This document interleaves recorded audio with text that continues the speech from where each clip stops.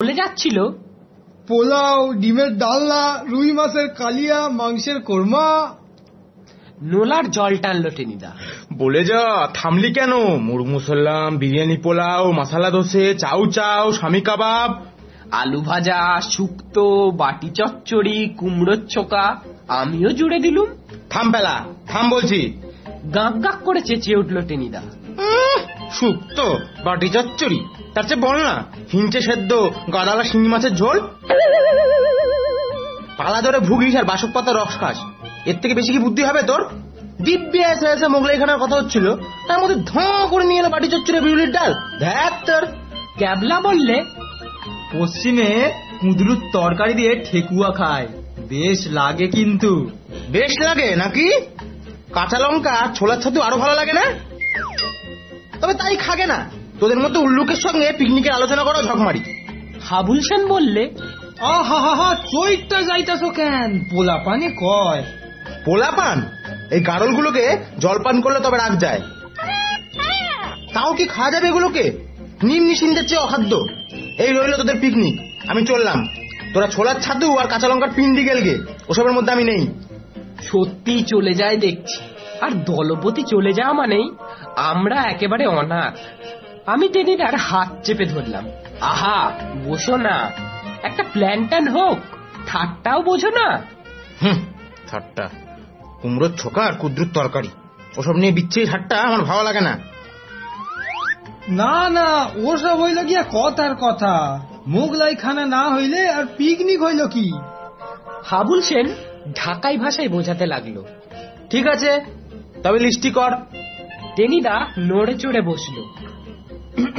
প্রথমে লিস্টি খান হইল এই রকম: বিরিয়ানি, পোলাও, কোরমা, কোপ্তা আর কাবাব হইল গিয়া 2 রকম, সাথে মাছের চপ। তাহলে বাবুর্চি চাই, একটা চাকর, একটা লরি আর 200 টাকা। মাঝখানে বেরসিকের মতো বাধা দিলে ক্যাবলা। ক্যাবলা সাবধান কিন্তু। টেনিদা ঘুষি বাগাতে চাইলো। আমি বললাম, চটলে কি হবে, 4 জনে মিলে চাঁদা উঠেছে মাত্র 10 টাকা 6 আনা। টেনিদা নাক চুলকে বললে, তাহলে একটু কম সম করে করা যায় বুঝলি। এক খালি জমিদার সব তোদের নিয়ে ভদ্রলোকে পিকনিক করে। আমি বলতে যাচ্ছিলুম, তুমি তো দিয়েছো মোটে 6 আনা, বাকি 10 টাকা গেছে আমাদের 3 জনের পকেট থেকে। কিন্তু বললেই যে গাঁটটা, আর সে গাঁটটা ঠাট্টার জিনিস নয়, জুৎসই লাগলে স্রেফ গালপাটটা উড়ে যাবে। রফা করতে করতে শেষ পর্যন্ত লিস্টিটা যা দাঁড়ালো তাই। খিচুড়িটা আমি রাখবো, সঙ্গে রাজহাঁসের ডিম আনবো। ঠিক আছে, তাহলে আলু ভাজাটা আমি ভেজে নেবো।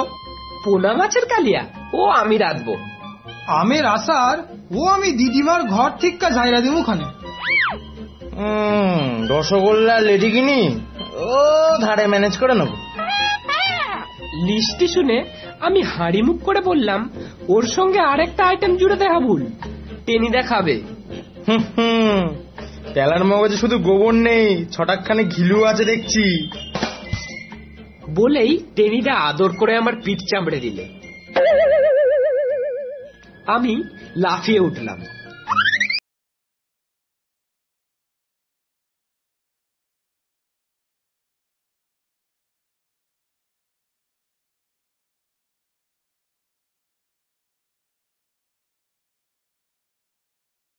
রোজ দুবেলা আমরা গন্ডায় গন্ডায় হাতি গন্ডা সাবার করে থাকি। তাই বেশ দাঁতের মাথায় বলেছিলাম, হাঁসের ডিম আবার ভদ্রলোকে খায়, খেতে হলে রাজহাঁসের ডিম, রীতিমতো রাজকীয় খাওয়া। কিন্তু কোথায় পাওয়া যাবে শুনি? খুব যে জালিয়াতি করছিস, তুই ডিম পারবি নাকি? টেনিদা জানতে চেয়েছিল। আমি পারতে যাব কোন দুঃখে, কি দায় আমার? আমি মুখ বেজার করে বলেছিলাম, হাঁসে পারবে। তাহলে সে হাঁসের কাছ থেকে ডিম তোকেই আনতে হবে, যদি না আনিস তাহলে।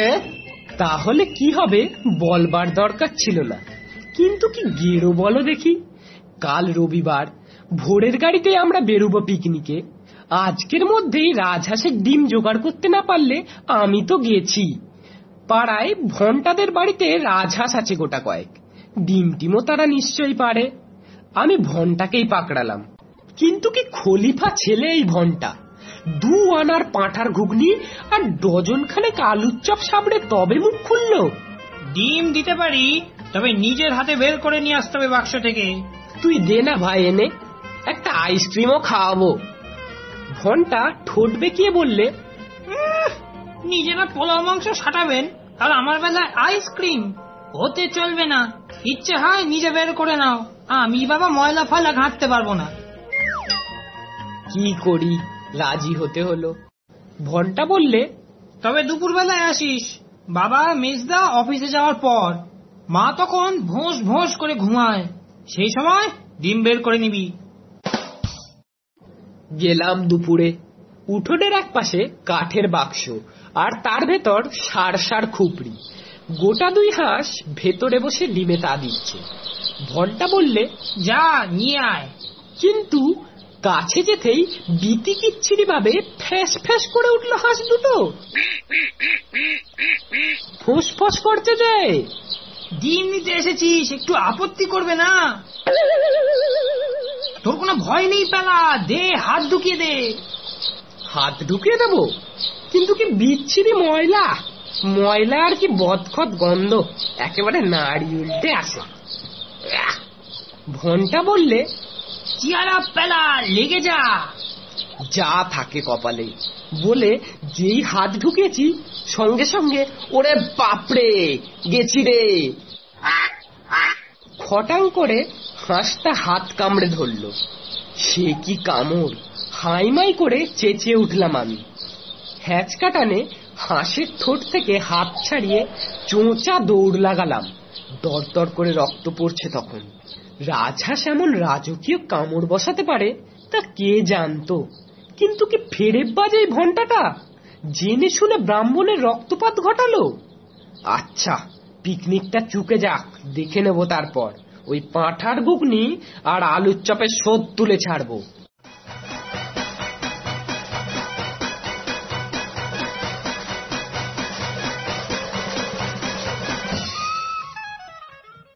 কি করা যায়, গাঁটের পয়সা দিয়ে মাদ্রাজি ডিমি কিনতে হলো গোটা কয়েক।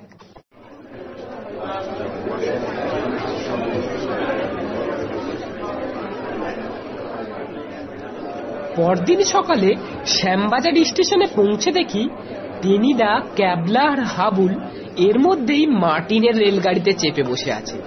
সঙ্গে একরা শাড়ি কলসি, চালের পুটলি, তেলের ভাঁড়। গাড়িতে গিয়ে উঠতে টেনিদা হাঁপ ছাড়ল। কিরে, এনেছিস রাজহাঁসের ডিম? দুর্গা নাম করতে করতে পুটলি খুলে দেখালাম। এর নাম রাজহাঁসের ডিম? ইয়ার কি পেয়েছিস? টেনিদা গাঁটটা বাগালো। আমি গাড়ির খোলা দরজার দিকে সরে গেলাম। মানে গিয়ে ছোট রাজহাঁস কিনা। ছোট রাজহাঁস? কি পেয়েছিস আমাকে শুনি, পাগল না পেট খারাপ? হাবুল সেন বললে, সারান দাও সারান দাও, ডিম তো আনছে। টেনিদা গর্জন করে বললে, ডিম এনেছে না কচু? এই তোকে বলে রাখছি পেলা, ডিমের ডালনা থেকে তোর নাম কেটে দিলাম। এক টুকরো আলু পর্যন্ত নয়, একটু ঝোলও নয়। মন খারাপ করে আমি বসে রইলাম। ডিমের ডালনা আমি ভীষণ ভালোবাসি, তাই থেকে আমার নাম বাদ দেয়া? আচ্ছা বেশ, খেয়েও তোমরা, এমন নজর দেব পেট ফুলে ঢোল হয়ে যাবে তোমাদের।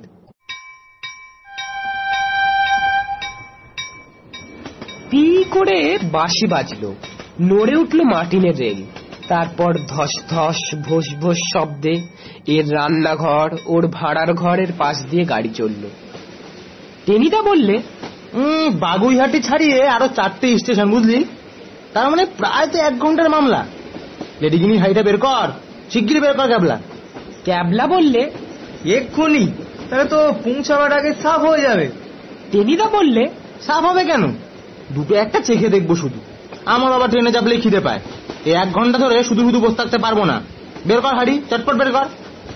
হাড়ি চটপটি বেরোলো, মানে বেরুতেই হলো তাকে। তারপর মার্টিনের রেলের চলার তালে তালে ঝটপট করে সাবার হয়ে গেল। আমি, ক্যাবলা আর হাবুল সেন জুলজুল করে শুধু তাকিয়েই রইলাম। একটা লেডিকিনি চেখে দেখতে যে আমরাও ভালোবাসি সে কথা আর মুখ ফুটে বলাই গেল না।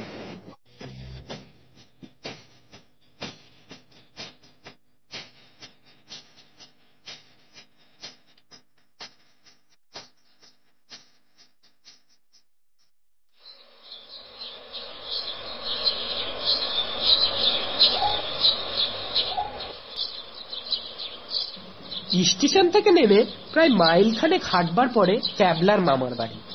কাঁচা রাস্তা, এঁটেল মাটি, তার উপর কাল রাতে এক পশলা বৃষ্টি হয়ে গেছে। আবার আগে থেকেই রসগোল্লার হাড়িটা বাগিয়ে নিলে টেনিদা। এইটা আমি নিচ্ছি, আর বাকি মোটগুলো তোরা নে। রসগোল্লা বরং আমি নিচ্ছি, তুমি চালের পোটলাটা নাও টেনিদা। লেডিকিনির পরিণামটা ভেবে আমি বলতে চেষ্টা করলাম। টেনিদা চোখ পাকালো। খবরদার পেলা, ওসব মতলব ছেড়ে দে। টুপটাপ করে দু চারটে গালে ফেলবার বুদ্ধি, তাই নয়? বাবা, চালাকি ন চল্লিশতি।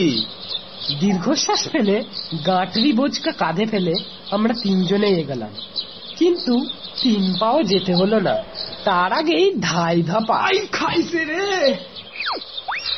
টেনে একখানা রাম আছাড় খেলো হাবু। এই মরেছে রে কচু পোড়া। টেনিদা চেঁচিয়ে উঠল। সারা গায়ে কাদা মেখে হাবুল উঠে দাঁড়ালো। হাতের ডিমের পুটুলিটা তখন কুকড়ে এতটুকু, হলদে রস গড়াচ্ছে তা থেকে। ক্যাবলা বললে, ডিমের জানলার 12টা বেজে গেল। তা গেল। করুণ চোখে আমরা তাকিয়ে রইলাম সেই দিকে।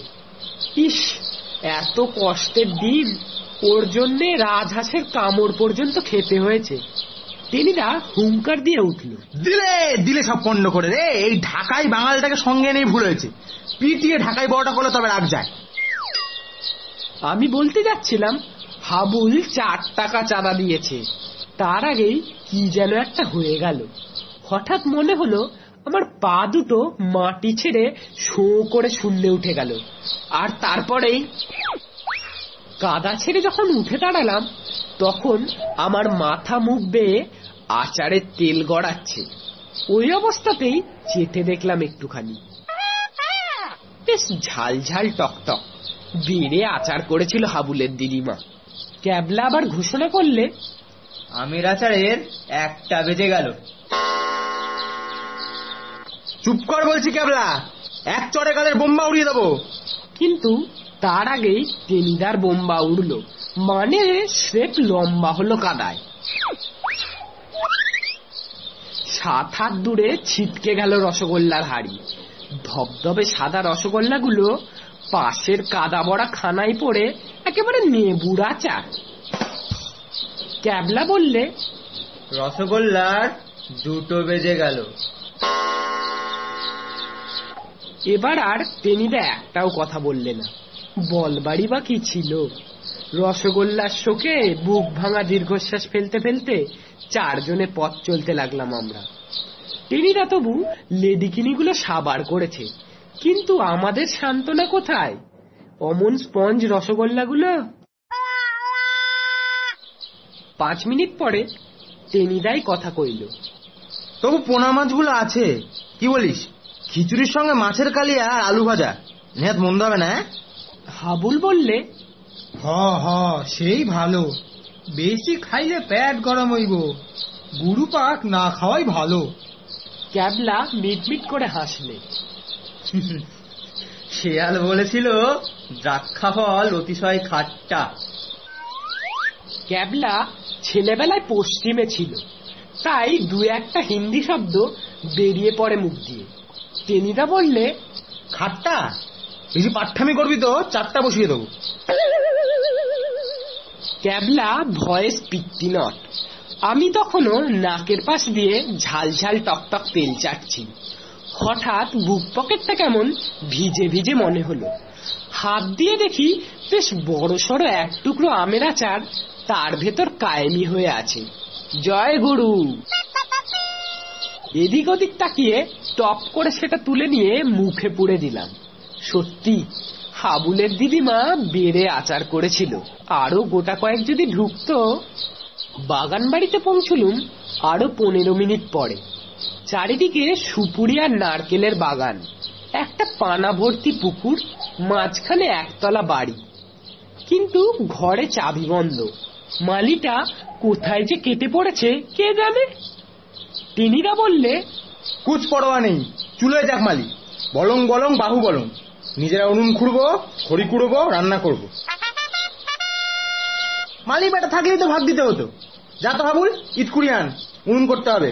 এই পেলা, তুই যা কাঠকুড়ি নিয়ে আয়, ক্যাবলাকে সঙ্গে করে নিয়ে যা। আর তুমি? আমি ফস করে জিজ্ঞেস করে ফেললাম। আমি একটা নারকেল গাছে হেলান দিয়ে টেনিদা হাই তুলল। আমি এগুলোকে সব পাহারা দিচ্ছি বুঝলি। সবচাইতে কঠিন কাজটা যদি নিলাম আমি, শিয়াল কুকুরকে তাড়াতে হবে তো। যা, তোরা হাতে হাতে বাকি কাজগুলো চটপট সেরে আয় তো দেখি। কঠিন কাজই বটে, স্কুলের পরীক্ষার গার্ডদেরও অমনি কঠিন কাজ করতে হয়। ত্রৈরাশিকের অঙ্ক কষতে গিয়ে যখন ঘোড়া ঘোড়া ঘাস ঘাসে নিয়ে আমাদের দম আটকাবার জো, তখন গার্ড মোহিনী বাবুকে টেবিলে পা তুলে দিয়ে ফোঁড়র ফো শব্দে নাক ডাকাতে দেখেছি। টেনিদা বললে, যা যা সব, দাঁত বের করে দাঁড়িয়ে আছিস কেন? ঝাঁ করে রান্নাটা করে ফেল দেখি, বড্ড খিদে পেয়েছে। তা পেয়েছে বই কি, পুরো এক হাড়ি লেদিকিনি এখনো গজগজ করছে পেটের ভেতর।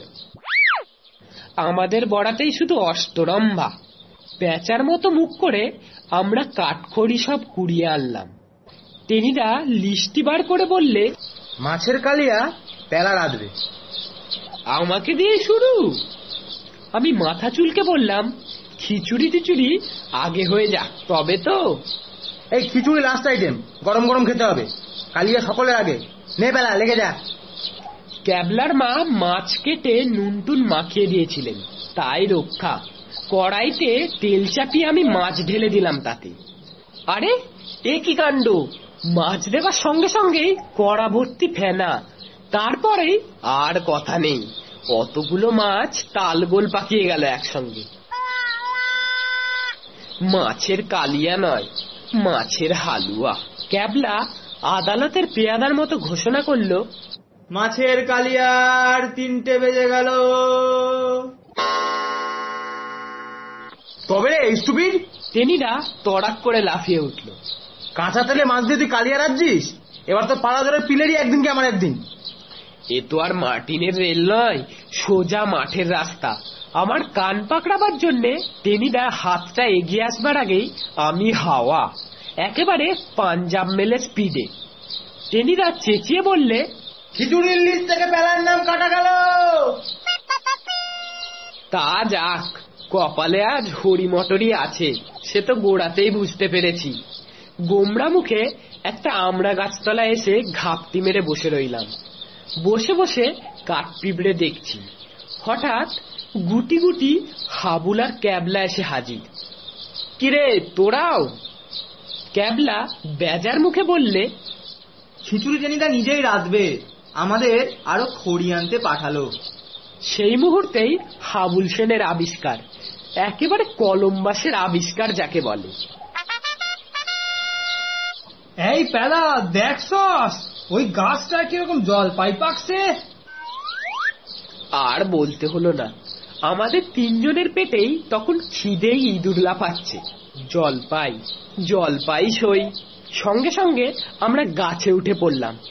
আহা, টক টক মিঠে মিঠে জলপাই, যেন অমৃত। হাবুলের খেয়াল হলো প্রায় ঘন্টাখানেক পরে। এই টেনিদার খিচুড়ির কি হইলো?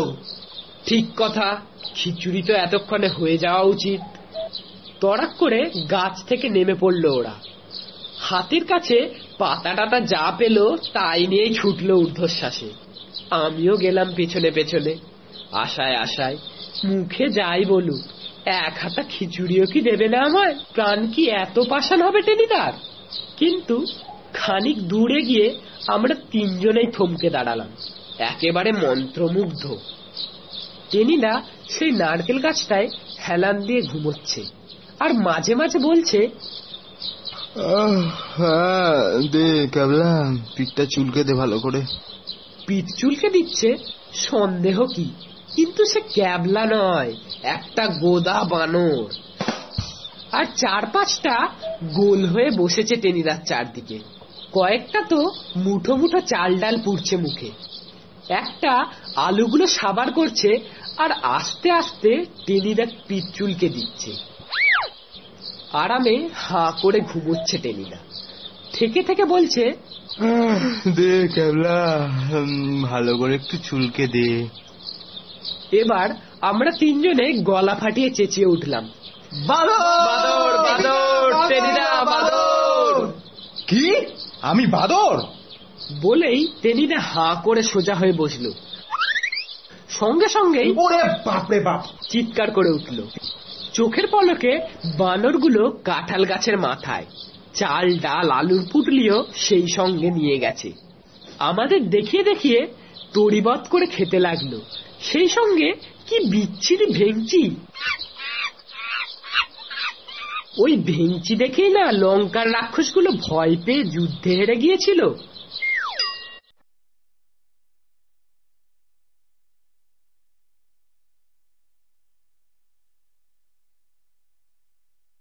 পুকুরের ঘাটলায় 4 জনে আমরা পাশাপাশি চুপ করে বসে রইলাম, যেন শোকসভা। খানিক পরে ক্যাবলায় স্তব্ধতা ভাঙল। বনভোজনের 4টে বাজলো। তা বাজলো। টেনিদা দীর্ঘশ্বাস ফেলল। কিন্তু কি করা যায় বলতে পেলা? সেই লেডিগুনিগুলো কখন হজম হয়ে গেছে, এর চুই চুই করছে খিদে। অগত্যা হাবুল বললে, বাগানে একটা গাছে জলপাই পাকছে গো টেনিদা। জলপাই? ইউরেকা! বনে ফল ভোজন, সেটাই তো আসল বনভোজন। চল চল, শিগগিরই চল। লাফিয়ে উঠে টেনিদা বাগানের দিকে ছুটল। Drilla Gandhi, Memphis, Yack Yack!